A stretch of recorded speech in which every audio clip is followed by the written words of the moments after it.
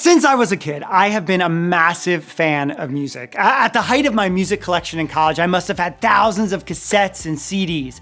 And as a huge music fan, I loved every chance I got to head to the Rock and Roll Hall of Fame in Cleveland, Ohio, and check out the exhibits that celebrated the very best artists that changed the face of music. From Elvis Presley and Led Zeppelin to Bob Marley and Aretha Franklin and everything in between. The inductees were shown honor for their accomplishments in the music industry. But Hall of Fames aren't just for music acts, there are Hall of Fames for everything. Baseball in Cooperstown, football in Canton, college football in Atlanta. Walk down the streets of Los Angeles and you see the Walk of Fame honoring entertainers of all sorts. As a culture, we love to show honor to people who make a name for themselves and are great at what they do. And let's be honest, many of these people should be honored. They're the best in their fields and have accomplished some pretty remarkable things in their lifetime. But could it be that this Hall of Fame culture might be missing something about honor? Chances are, if you have kids in sports or competitions of any kind, you have a growing collection of ribbons, medals, sashes, badges, certificates, trophies, plaques. Some hang on the walls or sit propped up on shelves somewhere. Others get stuffed into a drawer and eventually thrown out. These were so important when they first came into our homes, but at some point they just lost their value. And what if your kids are those who rather hang out reading in their rooms or love being a part of what's happening behind the scenes? If honor is only shown for what you do and not who you are, how many kids might grow up wondering if they will ever be honored? What if honor is more than getting a trophy? Honor is letting someone know you see how valuable they really are. Did you catch that? People should not just be honored because of what they do. They should primarily be honored because of who they are. Your stuff will lose value over time, but not people. At its core, honor is seeing people the way God sees people. We're naturally wired to put ourselves first, but honor is the opposite of that. It's seeing others as valuable. This is something that comes from your relationship with God. People start showing honor when they understand those around them were created by God. In a sense, one of the best ways we can honor God is by honoring those who reflect the image of God. That's why we've chosen to memorize something Paul wrote in Romans 12:10. Love one another deeply. Honor others more than yourselves. When someone understands the principle of honor, it changes the way they treat everyone. They tend to see people that are typically overlooked by society with a different kind of value.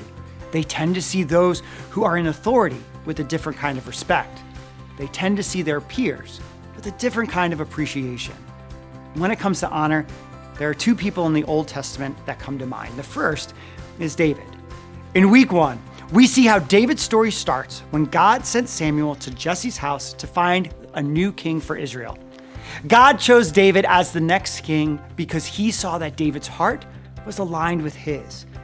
Then, when Goliath was shaming God's people with his threats, no one would stand up to him.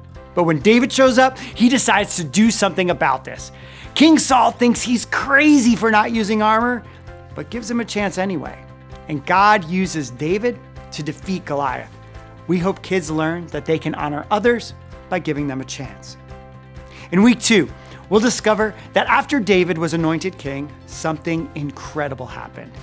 Maybe you've heard of Jonathan, maybe you haven't, but he was the guy who was next in line for the throne. He could have been jealous or threatened by David's military victories and his growing popularity. He could have fought for what was rightfully his, but Jonathan didn't.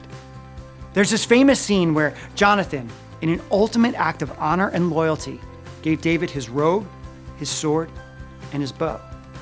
And David, in return, makes a unique promise to always look out for Jonathan and his family, even though they could be a threat to his kingdom. Why? Because David knew something we pray our kids learn as well. Honoring others means putting them first.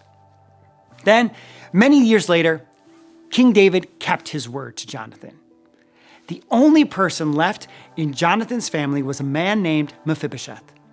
David didn't owe Mephibosheth anything, but he made a promise, and he honored Jonathan and Mephibosheth by not only making good on that promise, but also going above and beyond to welcome Mephibosheth into his own family. Through this story, we can all learn to honor others by keeping our promises. In our final week, we'll look to the life of another guy who's known for how he honored God when his life was on the line. Daniel was known for faithfully praying to God. And when the leaders tried to trap him and have him killed, Daniel honored God in spite of what could happen to him. Daniel was thrown into the lion's den, but God shut the lion's mouth and rescued Daniel. The secret to showing honor to others is to understand that it begins with honoring God and giving him the credit for everything we have. If you want to invite your kids into a better story, invite them into a story where they learn to show honor to those around them. Honor notices those who aren't being noticed. Honor puts others ahead of yourself. Honor shows value to others when you keep your word. Honor is ultimately based on how you view and respect God. What if we began to teach children to look at the people around them as if they really believed those people had been made in the image of God? As if each person was wearing an invisible sign that said, "Show me I'm worth something." As leaders, we have this great opportunity to raise a generation of kids who look at the world around them and attach value to other people, not because of what they do, but simply because they are created by God.